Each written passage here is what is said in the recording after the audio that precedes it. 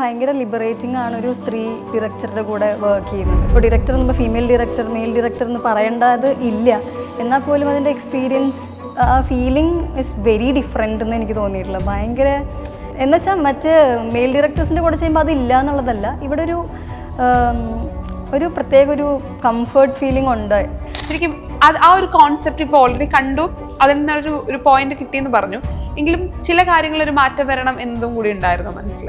ഇതുവരെ മലയാള cinema project ചെയ്തത് lipstick ഇടും അണിഞ്ഞൊരുങ്ങി നടക്കുന്ന പെണ്ണുങ്ങളൊക്കെ ഒന്നിനെ സൊസൈറ്റി ലേഡീസ് അല്ലെങ്കിൽ ഇതുപോലെ തന്നെ അത് മലയാള സിനിമ തന്നെ ഉണ്ടാക്കിയ ഒരു ബുദ്ധിമുട്ടാണ്.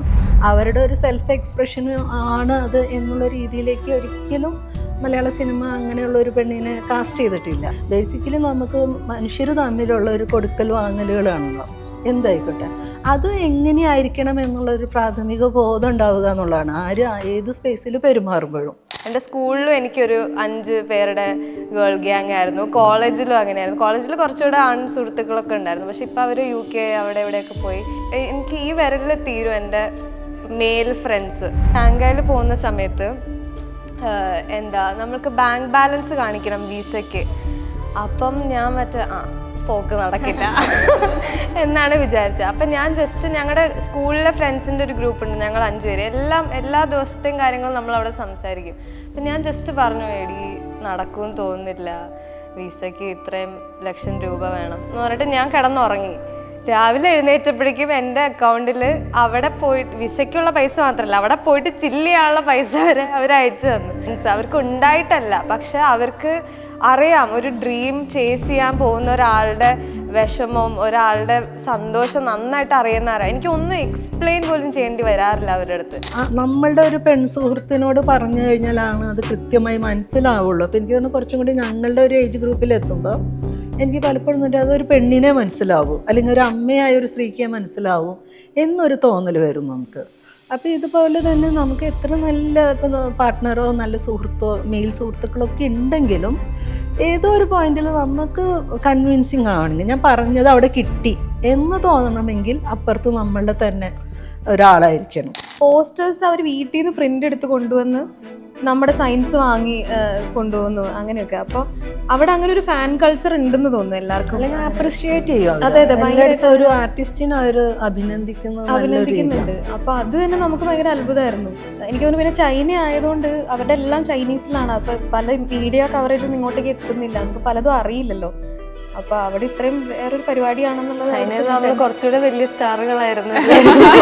അതെ ഇവിടെ വന്ന് നമുക്ക് എന്തെങ്കിലും പരിപാടി കഴിഞ്ഞാൽ ചോദിച്ച് കൈയടിക്കൂ പറയണോ.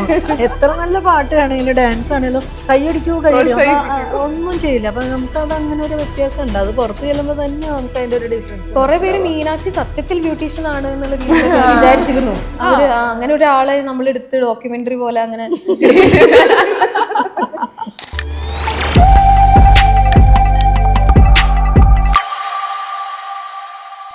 ഹായ് ഹലോ നമസ്കാരം. സൈനസ് പ്ലസിന്റെ എല്ലാ പ്രേക്ഷകർക്കും സ്വാഗതം. ദിസ് ഇസ് മി ഷിജിന ജോസ് പ്രകാശ്.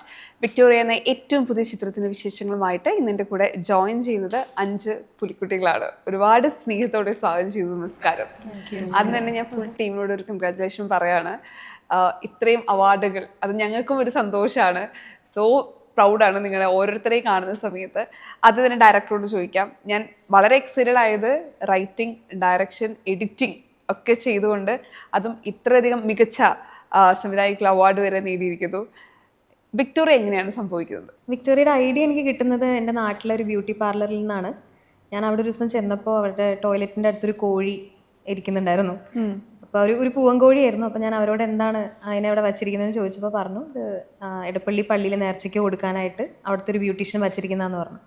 അങ്ങനെയാണ് ഈ സിനിമയുടെ ഒരു ഐഡിയ കിട്ടുന്നത്. ഒരു ലേഡീസ് ഓൺലി ബ്യൂട്ടി പാർലറിൽ ഒരു പൂവൻകോഴി ഇരിക്കുന്നു എന്നുള്ള ഒരു ഐഡിയയിൽ നിന്നാണ്. പിന്നെയാണ് ഈ KSFDCയുടെ പ്രോജക്റ്റ് വരുന്നതും അതിൽ അപ്ലൈ ചെയ്തിട്ട് ഇത് കിട്ടുന്നതും. ഓക്കെ, ഇപ്പം കാസ്റ്റിംഗ് എടുത്ത് പറയണം. ഇപ്പം ആദ്യമായിട്ടൊരു സിനിമ ചെയ്യാൻ വേണ്ടി പോകുന്നു, അതിൽ കാസ്റ്റിംഗ് വളരെ ഇമ്പോർട്ടൻ്റ് ആയിരിക്കണം. സോ ഈ എഴുതുന്ന സമയത്ത് ഇത്ര ആളുകളുണ്ടല്ലോ, ഇപ്പം കാസ്റ്റിംഗിൽ എങ്ങനെയൊരു തിരഞ്ഞെടുപ്പ് നടത്തിയത്? പുതിയ ആളുകളെ കുറച്ച് കൊണ്ടുവരണം എന്നുണ്ടായിരുന്നു. കുറച്ച് ഇപ്പോൾ ജോളി ചേച്ചിയുടെ ക്യാരക്ടറൊക്കെ എനിക്ക് എഴുതുമ്പോഴേ കുറച്ച് ഐഡിയ ഉണ്ടായിരുന്നു. ബാക്കിയെല്ലാം ആദ്യമായിട്ട് സിനിമ ചെയ്യുന്നവർ അല്ലെങ്കിൽ സിനിമയിൽ അധികം കാണാത്ത പുതുമുഖങ്ങളെ അവതരിപ്പിക്കണം എന്നുണ്ടായിരുന്നു. പിന്നെ ഈ അങ്കമാലി, ആലുവ ആ ഭാഗത്തു നിന്നുള്ള ആളുകളെ കൂടുതലെടുത്ത് ആ ഒരു ഭാഷ കൊണ്ടുവരണം എന്നുണ്ടായിരുന്നു സിനിമയിൽ. അങ്ങനെ ഒരു ഓഡിഷൻ നമ്മൾ വിളിച്ചിരുന്നു. ഈ ചാലക്കുടി മുതൽ ആലുവ വരെ ഉള്ള ആ ഒരു ഭാഷ സംസാരിക്കാൻ പറ്റുന്നവരെയായിരുന്നു വിളിച്ചിരുന്നത്. അങ്ങനെ ഓഡിഷനിലാണ് എല്ലാവരും വന്നത്. ഇപ്പം ഇവർ 3 പേരും അങ്ങനെയാണ് ഓഡിഷനിലാണ് സിനിമയിലേക്ക് വരുന്നത്. ദർശൻ ചേച്ചി എനിക്ക് നേരത്തെ അറിയായിരുന്നു, പക്ഷെ എന്നാലും ഓഡിഷനിലൂടെ തന്നെയാണ് നമ്മൾ തിരഞ്ഞെടുത്തത്. ഇപ്പം ഡയറക്ടറിന്റെ ഒരു ഭാഗം കേട്ടോ, നിങ്ങൾ 4 പേര് ആർട്ടിസ്റ്റ് എന്ന നിലയിൽ ഈ സിനിമയിലേക്ക് വരുന്ന സമയത്ത് നിങ്ങളെ 4 പേരെയും എക്സൈറ്റഡ് ആക്കിയിട്ടുണ്ടായിരുന്നു ശരിക്കും? ഞാൻ 2023 ആക്ച്വലി നമ്മൾ ഷൂട്ട് ചെയ്യുന്നത്. അപ്പോൾ ഷൂട്ടിൻ്റെ ഒരു 2-3 മാസം മുന്നെയാണ് ഞാൻ ശിവേനെ ആദ്യമായിട്ട് കാണുന്നത്. 2-3 മാസം മുന്നേ അവരിങ്ങനെ ഒരു കാസ്റ്റിംഗ് കോൾ വിട്ടിട്ടുണ്ടായിരുന്നു. അങ്കമാലി ഭാഷ സംസാരിക്കുന്ന അല്ലെങ്കിൽ അങ്കമാലിക്കാർക്ക് പ്രാധാന്യം പരിഗണന കൂടുതൽ എന്നൊക്കെ പറഞ്ഞിട്ട്. അപ്പം ഞാൻ വിചാരിച്ചു എന്തായാലും എനിക്ക് കിട്ടില്ല. അപ്പോൾ ഒരു പുതിയ ആക്സെൻ്റ്, ഇപ്പം ഞാൻ അന്ന് വിചാരിച്ചിരുന്നത് ഞാൻ വലിയൊരു നടിയൊക്കെ ആവുമ്പം എന്താ എൻ്റെ അടുത്ത് ഇങ്ങനെ എൻ്റെ ഡയറക്ടർ പറയുകയാണ് ഒരു ആക്സെൻ്റ് പിടിക്കുന്ന കഥാപാത്രം ചെയ്യണം എന്ന് പറയുകയാണെങ്കിൽ ഞാൻ അതിനെ എങ്ങനെ ഫേസ് ചെയ്യും, അങ്ങനെയൊക്കെയാണ് ഞാൻ ആലോചിച്ചിരുന്നത്. അപ്പം അങ്ങനെയാണെങ്കിൽ ഞാൻ എങ്ങനെ ഇതിനെ കാണും എന്ന് വിചാരിച്ചിട്ട് ഞാൻ ചുമ്മാ അങ്കമാലി കൂടെ ഇങ്ങനെ നടന്നു. അവിടെയുള്ള ഇറച്ചി വെട്ടുകാരുടെ അടുത്തും ടെക്സ്റ്റൈൽ ഷോപ്പിലെ ചേച്ചിമാരുടെ അടുത്തൊക്കെ സംസാരിച്ച് നടന്നു. അവരുടെ അടുത്തുനിന്ന് ഇങ്ങനെ വോയിസ് റെക്കോർഡൊക്കെ ചെയ്യിപ്പിച്ച്. എന്നിട്ട് ടെക്സ്റ്റൈൽ ഷോപ്പിൽ പോയപ്പോൾ ഒക്കെ അവർ എന്നെ കൊണ്ടൊരു ഷർട്ട് മേടിപ്പിച്ചു. അവസാനം ഞാൻ കുറേ നേരം സംസാരിച്ചു, ചേച്ചി ഇത് വേണോ അത് വേണോ എന്നൊക്കെ ചോദിച്ച് കുറേ. അപ്പം അവരുടെ അടുത്ത് കുറേ നേരം സംസാരിച്ച് റെക്കോർഡൊക്കെ ചെയ്ത് അവസാനം ഞാൻ എടുക്കുന്നില്ല എന്ന് കണ്ടപ്പോൾ അവർക്ക് ദേഷ്യം വന്നു. എന്നിട്ട് ഞാൻ പിന്നെ എന്നാ ശരി ഒരു ഷർട്ട് പറഞ്ഞ് മേടിച്ച് ഇറങ്ങണ സമയത്ത് അപ്പോഴും എനിക്കൊരു കംപ്ലീഷൻ തോന്നിയില്ല. കാരണം ഞാൻ റാൻഡം സ്ട്രേഞ്ചേഴ്സിൻ്റെ അടുത്താണ് സംസാരിച്ചത്. ഒരാളുടെ കൂടെ ഒരു ചായ കുടിച്ച് സംസാരിച്ചാൽ കുറച്ചുകൂടെ ആ ആക്സെൻറ്റ് മനസ്സിലാവുമല്ലോ എന്ന് വിചാരിച്ചിട്ട് ഞാൻ അസോസിയേറ്റിനെ വിളിച്ചിട്ട് ഇങ്ങനെ ചോദിച്ചു, ശരിക്കും അങ്കമാലിക്കാരിയായിട്ടുള്ള ആരെങ്കിലും അറിയോ, പരിചയമുണ്ടോ, എനിക്ക് ജസ്റ്റ് ഇന്നൊന്ന് മീറ്റ് ചെയ്ത് ഒരു ചായ കുടിക്കാനായിട്ട് എന്ന് പറഞ്ഞപ്പോൾ അവർ പറഞ്ഞു ഡയറക്ടർ തന്നെ ഉണ്ടല്ലോ എന്ന് പറഞ്ഞു. അപ്പം ഞാൻ ഇവിടെയൊക്കെ ചുറ്റിക്കറങ്ങി വേർത്ത് കുളിച്ചിരിക്കുക. അപ്പം ഞാൻ വിചാരിച്ചു ഇങ്ങനെ കണ്ടാൽ എന്തായാലും എന്നെ എടുക്കില്ല എന്ന് വിചാരിച്ചിട്ട് പോയി മീറ്റ് ചെയ്തതാ. പക്ഷെ ക്യാരക്ടർ പോലെ തന്നെ ഇരിക്കുന്നുണ്ടായിരുന്നു. വേർത്ത് കുളിച്ച് ഒരു പൊട്ടിയ ഫോണൊക്കെ ആയിട്ട് ഇങ്ങനെ വയ്യാണ്ട് ഇരിക്കുന്നുണ്ടായിരുന്നു. എനിക്ക് തോന്നി ഓക്കെ എൻ്റെ വിക്ടോറിയെ കണ്ടെത്തിയിരിക്കുകയാണ്. പിന്നെ അതുപോലെ ആക്സെന്റിലും മീനാക്ഷിയോട് വർക്ക് ചെയ്യാനും റെഡി ആയിരുന്നു. പഠിച്ചെടുക്കും ഞാൻ അങ്കമാലി ഭാഷ പഠിക്കും എന്നുള്ള രീതിയിൽ തന്നെയായിരുന്നു അന്ന്. എനിക്ക് അങ്കമാലി ഭാഷയിൽ എന്തെങ്കിലും പറഞ്ഞു ശരിക്കും അങ്കമാലിക്കാരൊക്കെ ഇരിക്കുന്നു. അത് പോവാൻ കുറെ സമയം എടുത്തു. അവൾ ഇപ്പൊ കളഞ്ഞിരിക്കാന്ന് എനിക്ക്. ഞാൻ ശിവയുടെ കൂടെയാ താമസിച്ചോണ്ടിരുന്നത്. പിന്നെ കുറെ നാൾ അത് തന്നെയായിരുന്നു. എന്റെ വർത്താനത്തിന്റെ സ്പീഡൊക്കെ ഭയങ്കരമായിട്ട് കൂടി. ബാക്കി എല്ലാരും തൃശ്ശൂർ, ചാലക്കുടി, വേങ്ങൂര് അങ്ങനെ ഈ ഭാഗത്തു തന്നെയാണ്, അല്ലെങ്കിൽ അവിടെ ജീവിച്ചിരുന്നവരാണ് അറ്റ് സം പോയിന്റ്. ജോളി ചേച്ചിനെ ഏറ്റവും കൂടുതൽ എക്സൈറ്റഡ് ആക്കി എന്താണ് ഈ പർട്ടിക്കുലർ സിനിമയിലെന്ന് പറഞ്ഞാൽ ഒന്ന് അത് നമ്മുടെ ഗവൺമെൻറ് ഫണ്ട് ചെയ്യുന്ന സ്ത്രീകൾക്ക് വേണ്ടിയിട്ടുള്ള ഒരു സിനിമയാണെന്ന് ഉള്ളതാണ് ഒരു രസകരമായൊരു വസ്തുത. അപ്പം അതിൽ തന്നെ ഞാൻ നോക്കുമ്പോൾ സിനിമയൊക്കെ പഠിച്ചുകൊണ്ടിരിക്കുന്ന വളരെ യങ്ങായിട്ടുള്ളൊരു എന്നെ സംബന്ധിച്ച് അങ്ങനെയാണ് ഞാൻ പറയുന്നത്. നമ്മളങ്ങനെ വിളിച്ചുകൂടാ, പക്ഷേ ഞാനൊരു കുട്ടി കൊള്ളാലോ, അവർ പഠിക്കുന്നു, അപ്പം തന്നെ സ്ക്രിപ്റ്റ് എഴുതുന്നു, അത് ഡയറക്റ്റ് ചെയ്യാൻ പോകുന്നു. അപ്പോൾ എനിക്കെന്ന് പറഞ്ഞാൽ നമ്മൾ ആ പ്രായത്തിൽ ഇതെല്ലാം ആഗ്രഹിച്ച ഒരാളായതുകൊണ്ട് തന്നെ അത് ഭയങ്കര സന്തോഷം ഉണ്ടാക്കി. അതിൽ തന്നെ കഥയൊക്കെ പറഞ്ഞു വരുമ്പോൾ അപ്പോൾ എനിക്ക് പരിചയമുള്ള ഒരാളാണ് ഈ കഥ എന്നെ വിളിക്കുന്നത്. ആദ്യം മുന്നേ പരിചയമുള്ള ഒരാൾ അങ്ങനെ ശിവയ്ക്ക് കൊടുക്കുകയാണ് ചെയ്യുന്നത്. അങ്ങനെയാണ് ഞങ്ങൾ സംസാരിക്കുന്നത്. അപ്പോൾ കഥയൊക്കെ കേട്ടപ്പോൾ തന്നെ ഞാൻ ആലോചിച്ചു നല്ല രസമുണ്ട് പരിപാടി. ഒറ്റ സ്പേസിൽ, കാരണം നമ്മൾ ഈ ബഡ്ജറ്റൊക്കെ വെച്ച് നോക്കുമ്പോൾ നമ്മൾ ആ ഒരു ബഡ്ജറ്റിലേക്ക് നമ്മളുടെ ഒരു സ്ക്രിപ്റ്റിനെ സ്ക്വീസ് ചെയ്ത് എടുക്കാമെന്നൊക്കെ പറഞ്ഞാൽ നിസ്സാര പണിയല്ലല്ലോ.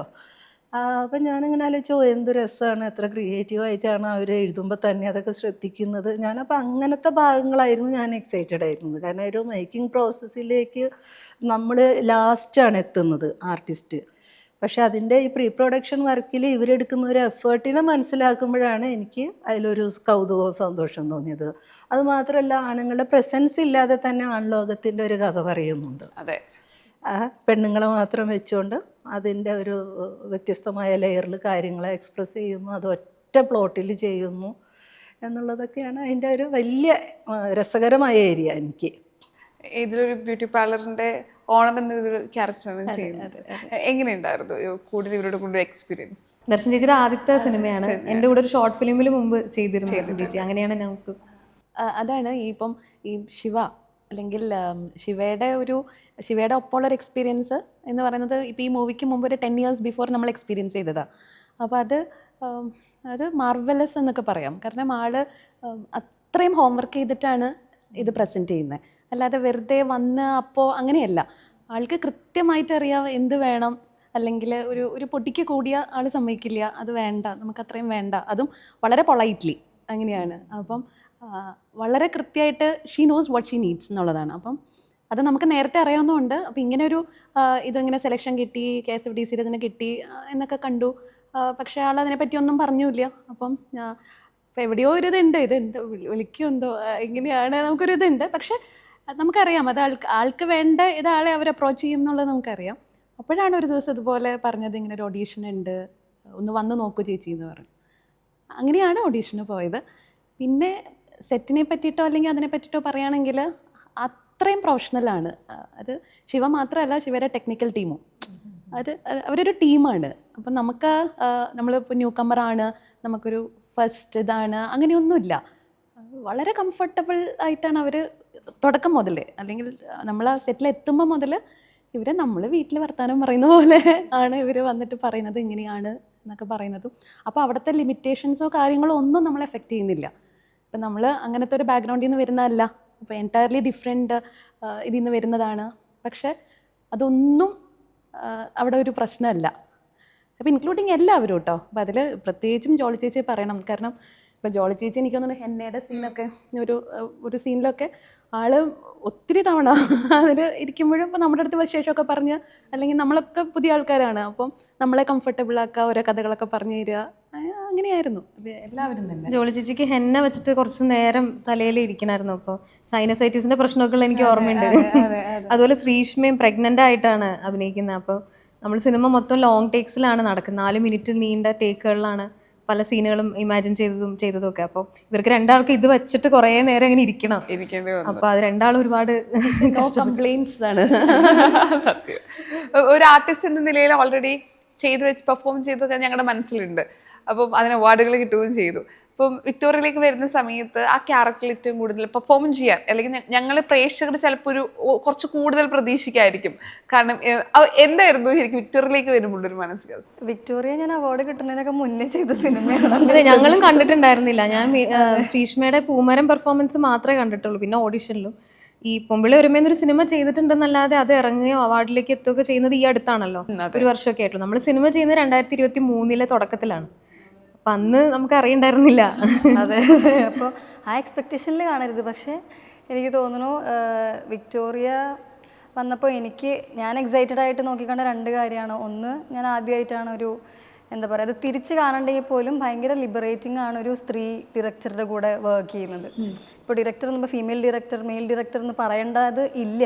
എന്നാൽ പോലും അതിൻ്റെ എക്സ്പീരിയൻസ്, ആ ഫീലിംഗ് ഇസ് വെരി ഡിഫറെൻ്റ് എന്ന് എനിക്ക് തോന്നിയിട്ടില്ല. ഭയങ്കര എന്താ പറയുക, സമാധാനം നമ്മോട് കൂടെ എന്ന് പറയുന്ന പോലെ സെറ്റിൻ്റെ അകത്ത് നമുക്ക് എന്തോ ഒരു എന്ന് വെച്ചാൽ മറ്റ് മെയിൽ ഡയറക്ടേഴ്സിൻ്റെ കൂടെ ചെയ്യുമ്പോൾ അതില്ല എന്നുള്ളതല്ല, ഇവിടെ ഒരു പ്രത്യേക ഒരു കംഫർട്ട് ഫീലിംഗ് ഉണ്ട്. അപ്പോൾ അത് പ്രതീക്ഷിച്ചാണ് അത് ആദ്യമായിട്ടൊരു ലേഡി ഡയറക്ടറുടെ കൂടെ വർക്ക് ചെയ്യുന്നു എന്നുള്ളൊരു എക്സൈറ്റ്മെൻ്റ് ഉണ്ടായിരുന്നു. 2, ഓഡിഷൻ പോയി കഴിയുമ്പം ഓഡിഷനിൽ എന്താണെന്നുള്ളതല്ല, ഓഡിഷനിൽ പലത് ചെയ്യിപ്പിച്ചു. നമ്മളിങ്ങനെ ഈ ക്യാരക്ടറിനാണെന്ന് പറഞ്ഞ് വിളിക്കുമ്പോൾ അതിൽ എക്സൈറ്റിംഗ് ആയിട്ടുണ്ടായിരുന്നത് ഇതൊരു അത്യാവശ്യം ഒരു 7 മാസം പ്രഗ്നൻ്റ് ആയിട്ടുള്ളൊരു ലേഡി എന്ന് പറയുമ്പം ഓൾമോസ്റ്റ് ഒരു വലിയ ജേണി കഴിഞ്ഞിങ്ങനെ നിൽക്കുന്നൊരു അവസ്ഥയിലാണ്. അപ്പോൾ അത് എന്താ പറയുക, അതെനിക്ക് എക്സ്പീരിയൻസ് ഇല്ലാത്ത കാര്യമാണ്. അത് ഞാൻ ഇമാജിൻ ചെയ്ത് മറ്റുള്ളവരെ കണ്ട്, അല്ലെങ്കിൽ ഞാൻ പ്രഗ്നൻ്റ് ആയാലും എങ്ങനെ ഉണ്ടാവും, ഇങ്ങനെയൊക്കെയുള്ള വിയേർഡ് തോട്ട്സ് ഒക്കെ വെച്ചിട്ടാണ്. അത് ഭയങ്കര വിയേർഡ് തോട്ട്സ് ആണ്. രാത്രി ഉറങ്ങുമ്പോഴാണെങ്കിലും, ഞാൻ നേരത്തെ കുറച്ച് മുന്നേ പറഞ്ഞു, ഇതിങ്ങനെ നമ്മൾ ഈ വയറൊക്കെ വെച്ചിട്ട്, ഇപ്പോൾ ശിവ പറഞ്ഞ പോലെ ഈ ലോങ് ടേക്സ് ആയതുകൊണ്ട് തന്നെ നമുക്ക് കുറേ നേരം ഇതിങ്ങനെ വെച്ചുകൊണ്ട് തന്നെ നമ്മൾ രാവിലെ ഒരു 8 മണിക്ക് വയറ് വെച്ച് നിന്ന് കഴിഞ്ഞാൽ ഗർഭിണിയായാൽ വൈകുന്നേരം 6-6:30 ഇത് പാക്കപ്പ് ആവുന്നത് വരെ ഗർഭിണിയാണ്. ശേഷം എന്ത് തോന്നുന്നു, ഇനി പ്രഗ്നന്റ് ആവുമോ? ഞാനില്ല. കണ്ടോണ്ടിരുന്ന നമുക്ക് വേണ്ടെന്ന് ചിലപ്പോൾ രണ്ട് രീതിയിലുണ്ട്. ഇപ്പൊ നമ്മൾ ഇതുവരെ എക്സ്പീരിയൻസ് ചെയ്യാത്ത കാര്യങ്ങൾ പലപ്പോഴും സിനിമയിൽ നമുക്ക് ചെയ്യാൻ പറ്റും. അപ്പൊ നമ്മൾ കണ്ടിട്ടുള്ള ആരെങ്കിലും അവരുടെ മാനറിസം, ഇപ്പൊ നടത്തം, ഇരുത്തം ഒക്കെ ആയിരിക്കും നമ്മൾ ഒബ്സർവ് ചെയ്തിട്ട് ചെയ്യാം. തിരിച്ചത് കഴിഞ്ഞ് ക്യാരക്ടർ മാറിക്കഴിഞ്ഞാൽ ചിലപ്പോൾ ക്യാരക്ടർ വിട്ടുപോകാത്ത ആളുകളെ കുറിച്ചും കേട്ടിട്ടുണ്ട്. ശരിക്കും ഇതിന് മുൻപും ശേഷം എങ്ങനെയാ? അതാ ഞാൻ പറയാൻ വന്നത്. പിന്നെ വീട്ടിൽ എന്താ വെച്ചാൽ നമ്മൾ 7 മണി 6:30 വരെയൊക്കെ ഷൂട്ട് ചെയ്ത് കഴിഞ്ഞാൽ പിന്നെ രാത്രി പോകുമ്പോഴേക്കും ഇവിടെ ഒരു സെൻസേഷൻ ഉണ്ട്, വയറുള്ളത് പോലെ നടുവൊക്കെ വേദനിച്ച് തുടങ്ങും, ഒരു സെൻസേഷൻ ഉണ്ട്. അപ്പം ഞാൻ വൈകുന്നേരം വീട്ടിൽ വിളിച്ച് പറയും, കമിഴ്ന്ന് കിടക്കാൻ മറന്നു പോയി, കിടന്ന് കമിഴ്ന്ന് കിടക്കാൻ പറ്റണില്ല, മനസ്സിലിങ്ങനെ അയ്യോ വയറുണ്ട്, അങ്ങനെ തോന്നലാണ്. അതാണ് അതിൻ്റെ മുന്നേ ഉള്ളത്, അല്ല ശേഷമുള്ളത്. മുന്നേ ഉള്ളതെന്ന് വെച്ചിട്ടുണ്ടെങ്കിൽ അത് എങ്ങനെയാണെന്നുള്ളൊരു ടെൻഷൻ ഉണ്ടായിരുന്നു സത്യത്തിൽ, ഇതെങ്ങനെ ചെയ്യുന്നുള്ളൂ. പിന്നെ ടെൻഷൻ അതിൽ കൂടുതൽ എനിക്ക് ഉണ്ടായിരുന്നത്, എനിക്ക് ഇൻഹിബിഷൻ ഉണ്ടായിരുന്നു ഭയങ്കരമായിട്ട്. എങ്ങനെയാണ് ഈ വയറ് വെച്ചിട്ട് ചെയ്യുക, ആളുകൾ എന്നെ നോക്കുമ്പോൾ എനിക്ക് ചമ്മൽ വരുമോ, അങ്ങനെയൊക്കെ ഉണ്ടായിരുന്നു എനിക്ക്. പക്ഷെ വൺസ് വയറൊക്കെ വെച്ച് കണ്ടപ്പോൾ ഓക്കെ ഇത് ശരിയായി എന്ന് ശിവ പറഞ്ഞ സമയത്ത് ഓക്കെയാണ്. ബാക്കി എല്ലാവരാണെങ്കിലും നമ്മൾ ഡ്രസ്സിങ് റൂമിൽ നിന്ന് ഇറങ്ങുമ്പോൾ എല്ലാവരും ആ പ്രഗ്നന്റ് ലേഡിക്കുള്ള പരിഗണനയാണ്. സെറ്റിൻ്റെ അകത്താണ് ശ്രീഷ്ണ കേൾക്കാൻ അതായിരുന്നു. അപ്പോൾ എനിക്ക് ഭയങ്കര എന്താ പറയുക, ആക്ടർ എന്നുള്ള നിലയിൽ ഞാൻ കുറച്ച് ഈ പറഞ്ഞ പോലെ പരീക്ഷിച്ചിട്ടുണ്ട്. കണ്ടിട്ടുള്ള ആൾക്കാരെ വെച്ചിട്ടും നമ്മൾ ഓരോരുത്തർ ഇരിക്കുന്നതും ചില സിനിമകളിൽ നമുക്ക് കാണുമ്പോൾ ഇത് ശരിയായില്ലല്ലോ എന്ന് തോന്നുന്നത് ശരിയാക്കാൻ വേണ്ടിയൊക്കെ ഞാൻ ശ്രമിച്ചിട്ടുണ്ട്. ശരിയായിരുന്നു. പിന്നെ ആ സമയത്ത് എനിക്ക് ഓർമ്മയുണ്ട്, ഞാൻ റോട്ടിലൊക്കെ ഏത് പ്രഗ്നന്റ് സ്ത്രീനെ കണ്ടാലും വീഡിയോ എടുത്ത് ശ്രീഷ്മയ്ക്ക് അയച്ചു കൊടുക്കും. ഇതുപോലെ ഹോട്ടലിലൊക്കെ ഒരു ചേച്ചി പോകുന്നു. ഇപ്പൊ പുരുഷന്മാർ ചെയ്യുന്ന എല്ലാ മേഖലകളിലും പെൺകുട്ടികൾ എത്തി.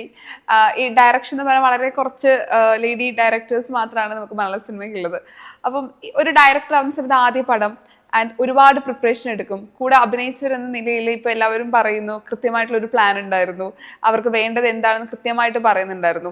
ഇപ്പൊ ഒരു ഡയറക്ടർ നിലയിൽ ഇപ്പം എൻ്റെ സെറ്റ് ഇങ്ങനെ ആയിരിക്കണം, അല്ലെങ്കിൽ എൻ്റെ ഒരു സെറ്റ് ഇതുപോലെ തന്നെ ആയിരിക്കണം, ഇങ്ങനെ ആയിരിക്കണം എന്നൊരു ഒരു ധാരണ ഉണ്ടാവുമല്ലോ.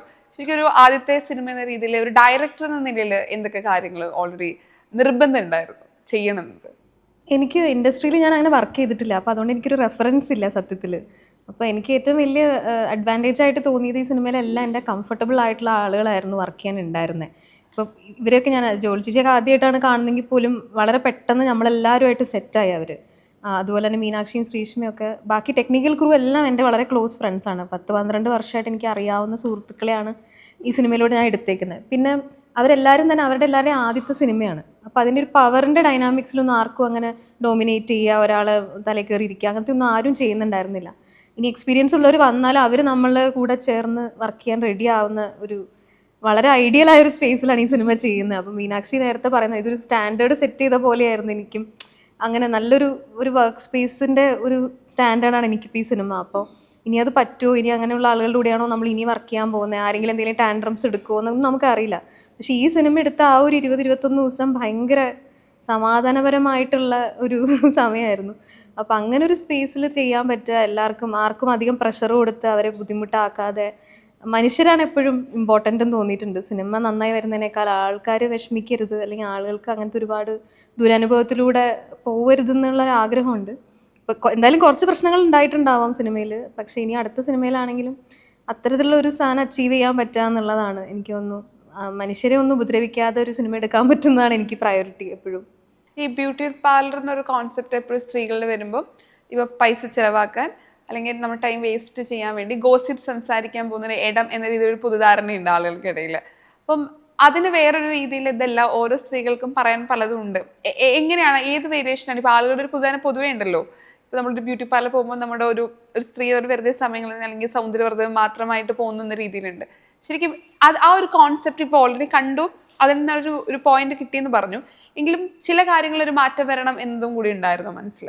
ഇപ്പോൾ നമ്മൾ ഷാങ്ഹായിൽ സിനിമ കാണിച്ച സമയത്ത് അത് കഴിഞ്ഞിട്ട് വന്നിട്ട് നമ്മളോട് സംസാരിച്ച ആളുകൾ ചോദിച്ച വലിയൊരു ചോദ്യത്തിൽ ഒന്നായിരുന്നു, പാർലറിൽ പോകാനൊക്കെ അവിടെ പ്രശ്നമാണോ, ഇങ്ങനെ പാർലറിൽ പോകുന്നതിന് ഇത്ര സ്റ്റിഗ്മയാണോ? നമുക്കൊരു സീനുണ്ട് പടത്തില്, എന്താണ് ഇങ്ങനെ പറയുന്നുണ്ട്, നാട്ടില് ഇങ്ങനെ വിഷമമൊന്നും വിചാരിക്കണ്ട, നാട്ടിലറിഞ്ഞാല് അതും ഇതും പറയും, നാട്ടുകാർ ഈ പ്രായത്തില് ഒരുങ്ങി കെട്ടി നടക്കാണ് എന്നുള്ള രീതിയിൽ അങ്ങനെ പറയുന്നൊരു സീനുണ്ട്. അപ്പോൾ അത് കണ്ടിട്ടാണ് അവർ ചോദിക്കുന്നത്, പാർലറിൽ പോകുന്നതിന് ഇങ്ങനെ ഒരു നാണക്കേടാണോ, അതൊരു ചീത്ത കാര്യമാണോ ഇന്ത്യയിൽ ഇങ്ങനെ എന്നൊക്കെയുള്ളത്. അപ്പോൾ നമ്മളത് എങ്ങനെ എക്സ്പ്ലെയിൻ ചെയ്യാതെ എങ്ങനെയത് പറയുക അത് അപ്പോഴാണ് നമുക്ക് ഈ ഒരു അന്തരം മനസ്സിലാവുന്നത്. എങ്ങനെ ഇവിടെ അങ്ങനെ പാർലറിൽ പോവാന്ന് പറയുന്നതിന് ഒരു അണിഞ്ഞൊരുങ്ങി നടക്കുക ഒരു കൾച്ചറൽ ഡിഫറൻസ് ഉണ്ടല്ലോ. കാരണം നമ്മളിപ്പോഴാണല്ലോ ഇപ്പൊ ലിപ്സ്റ്റിക് ഒക്കെ ഇടുന്നത് വളരെ സാധാരണ.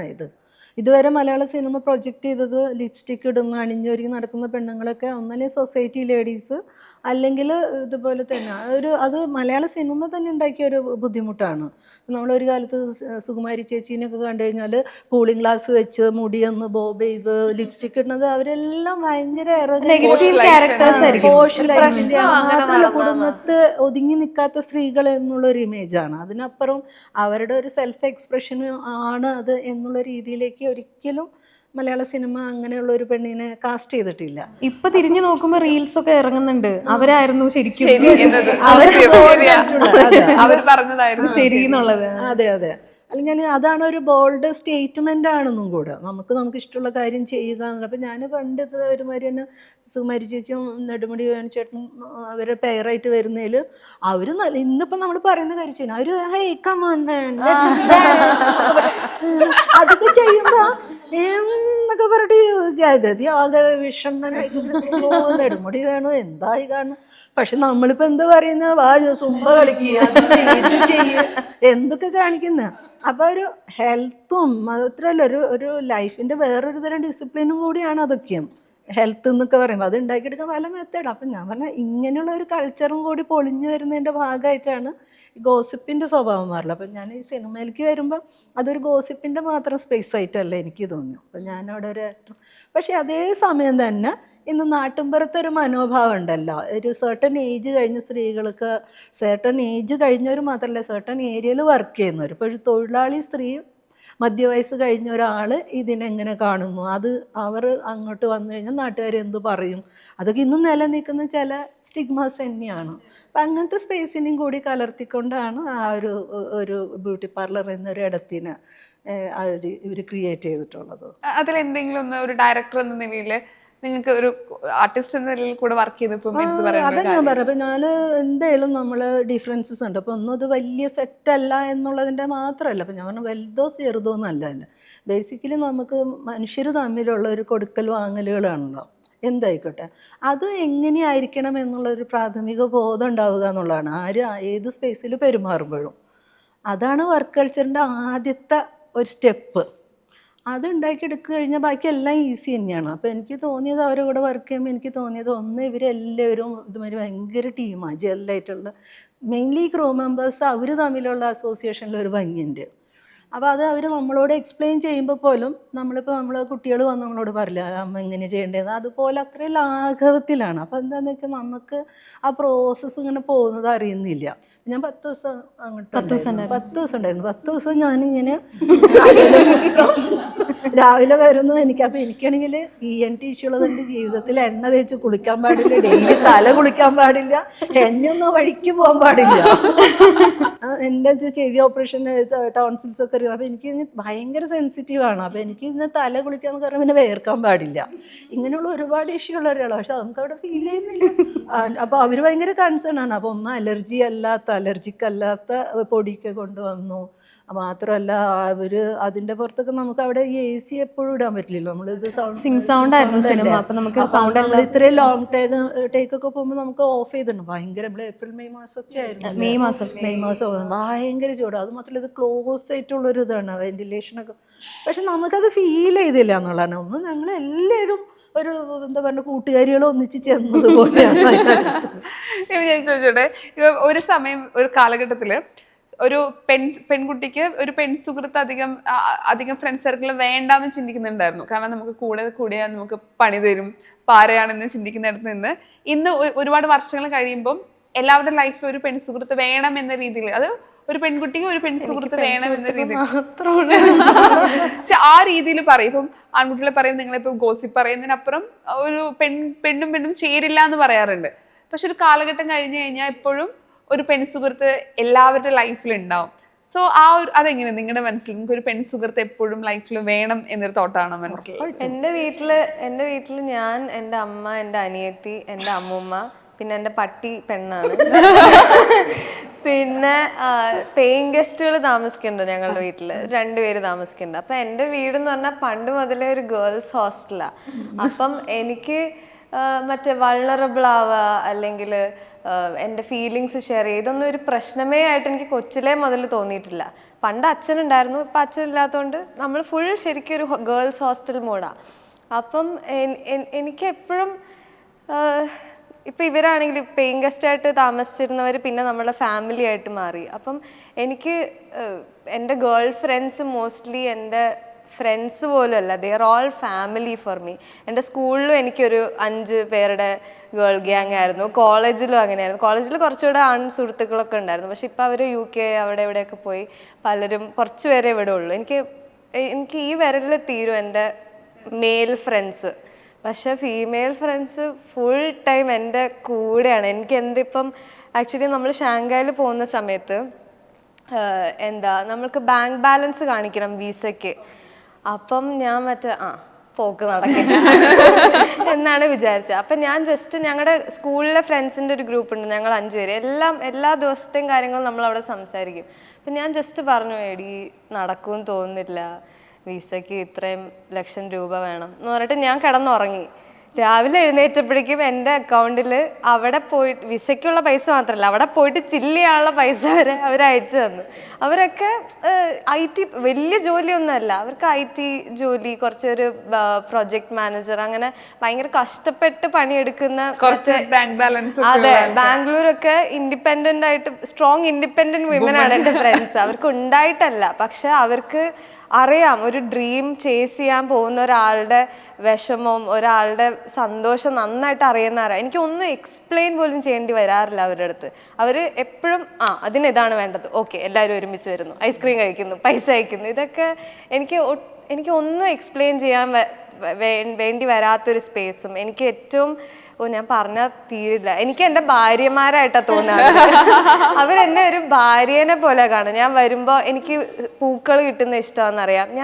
എൻ്റെ വേണ്ട അതൊന്നും പറയണ്ട. അതായത് എനിക്ക് നമ്മളായിട്ട് ഒരു ഇടമായിരിക്കും അവരുടെ. അതായത് നമ്മൾ പൊതുവെ ചോദിച്ച് മേടിക്കേണ്ടി വരിക എന്ന് തോന്നുന്ന കാര്യങ്ങളൊന്നും എനിക്ക് ചോദിക്കേണ്ടി വന്നിട്ടില്ല എൻ്റെ ഫീമെയിൽ ഫ്രണ്ട്സിൻ്റെ അടുത്ത്. അവർ വാരിക്കോരി എനിക്ക് തരാറുണ്ട്. അതാണ് പ്രശ്നം. അതുകൊണ്ട് സ്റ്റാൻഡേർഡ്സ് ഭയങ്കര ഹൈ ആണ്. അതിലെനിക്കൊരു പോയിന്റ് തോന്നിയത്, നമുക്ക് ഈ ഫ്രണ്ട്സിൻ്റെ കാര്യം പറയുമ്പം ഇപ്പം നമ്മൾ ഒരു പോയിന്റിൽ ഇപ്പം നമ്മൾ മാരീഡായി അല്ലെങ്കിൽ നമ്മൾ ജോബിൽ ബിസി ആവുന്നു, നമുക്ക് കുട്ടികളുണ്ടാവുന്നു, അല്ലെങ്കിൽ അതൊക്കെ അപ്പം നമ്മൾ വളരെ ടൈഡപ്പാണ്. അപ്പം നമുക്ക് ആ ഫ്രണ്ട്ഷിപ്പ് ചിലപ്പോൾ മെയിൻറ്റെയിൻ ചെയ്യാൻ പറ്റിയിരിക്കുന്ന ഒരു സമയമായിരിക്കില്ല. ഓക്കെ, അതൊക്കെ കഴിഞ്ഞിട്ടൊരു സമയമുണ്ട്. അപ്പം തീർച്ചയായിട്ടും ആ പോയിന്റ് വളരെ വാലിഡാണ്. കാരണം എല്ലാവരും ഉണ്ട്, like all people are around us, all are good, എല്ലാവരും ഉണ്ട്.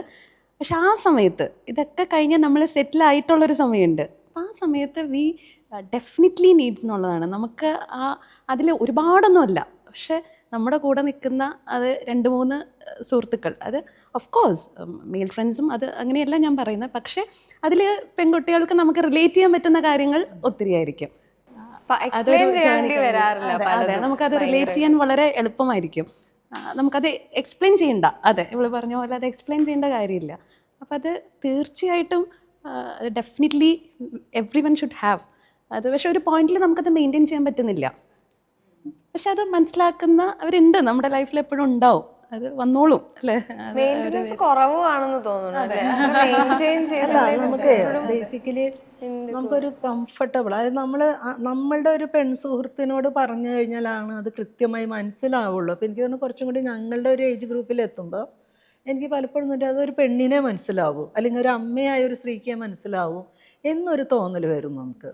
അപ്പോൾ ഇതുപോലെ തന്നെ നമുക്ക് എത്ര നല്ല ഇപ്പം പാർട്ട്ണറോ നല്ല സുഹൃത്തോ മെയിൽ സുഹൃത്തുക്കളൊക്കെ ഉണ്ടെങ്കിലും ഏതോ ഒരു പോയിന്റിൽ നമുക്ക് കൺവിൻസിങ് ആണെങ്കിൽ ഞാൻ പറഞ്ഞത് അവിടെ കിട്ടി എന്ന് തോന്നണമെങ്കിൽ അപ്പുറത്ത് നമ്മളുടെ തന്നെ ഒരാളായിരിക്കണം.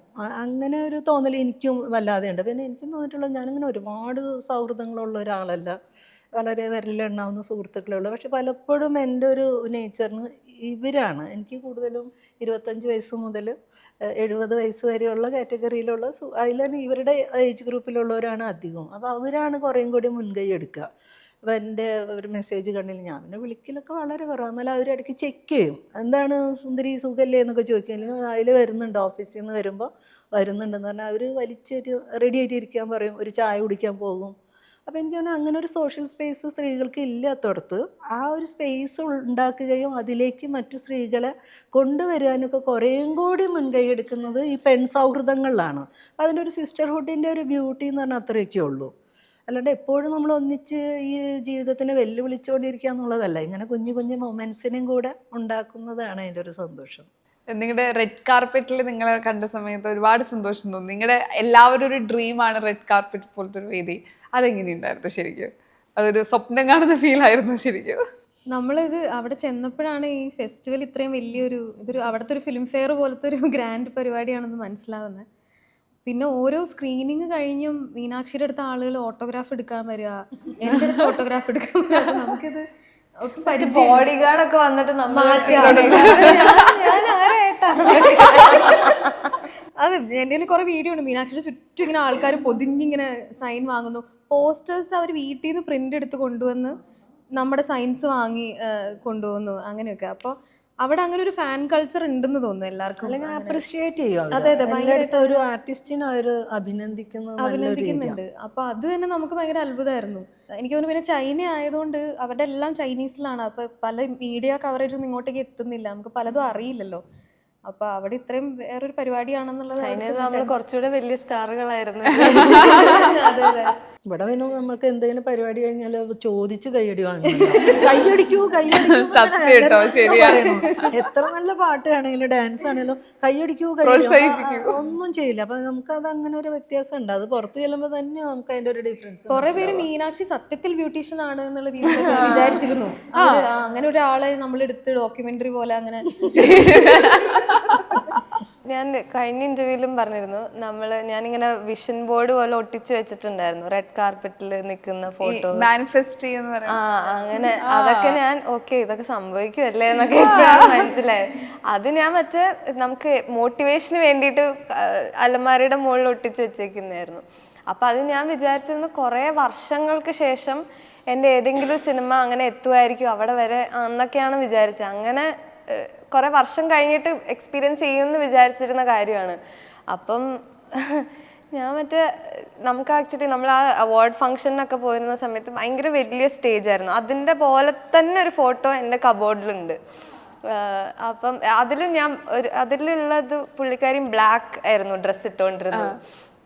അപ്പം അവിടെ ഇരിക്കുമ്പോൾ ഒക്കെ ഞങ്ങളിങ്ങനെ പറയും, ശരിക്കും നമ്മൾ ഇവിടെയാണോ, ശരിക്കും ഞങ്ങൾ മൂന്നുപേരും കൈ പിടിച്ചോണ്ടായിരുന്നോണ്ടിരുന്നത് അവിടെ.